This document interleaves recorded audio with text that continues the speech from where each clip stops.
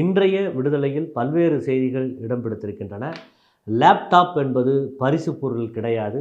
உலகத்தை நீங்கள் ஆள்வதற்காக உங்கள் கைகளுக்கு வந்திருக்கக்கூடிய வாய்ப்பு என்றும், இது செலவு திட்டம் கிடையாது, எதிர்கால தலைமுறையினருக்கான முதலீடு என்று சென்னையில் நடைபெற்ற கல்லூரி மாணவர்களுக்கான 10 லட்சம் மடிக்கணினி வழங்கும் நிகழ்ச்சியில் முதலமைச்சர் மு.க.ஸ்டாலின் அவர்கள் உரையாற்றியிருக்கிறார்.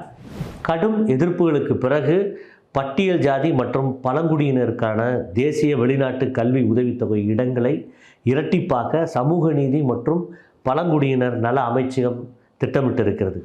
தனி பெரும்பான்மையுடன் திமுக மீண்டும் ஆட்சி அமைக்கும் நிலைதான் உள்ளது என மார்க்சிஸ்ட் கம்யூனிஸ்ட் கட்சியின் மாநில செயலாளர் சண்முகம் கருத்து தெரிவித்திருக்கிறார்.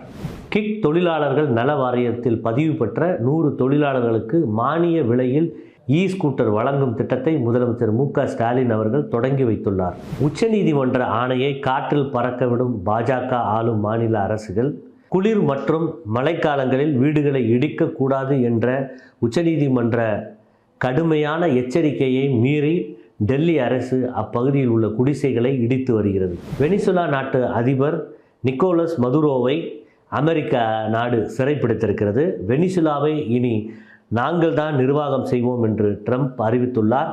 இந்தியாவின் மிகப்பெரிய பொதுத்துறை நிறுவனமான இந்திய ரயில்வேயில் வேலைவாய்ப்பு அறிவிப்புகள் வெளியாகி இருக்கிறது. ரயில்வேயில் 22,000 காலி பணியிடங்கள் அறிவிக்கப்பட்டுள்ளது. இதற்கு கல்வி தகுதியாக 10ஆம் வகுப்பு தேர்ச்சி மட்டுமே போதுமானதாக அறிவிக்கப்பட்டிருக்கிறது.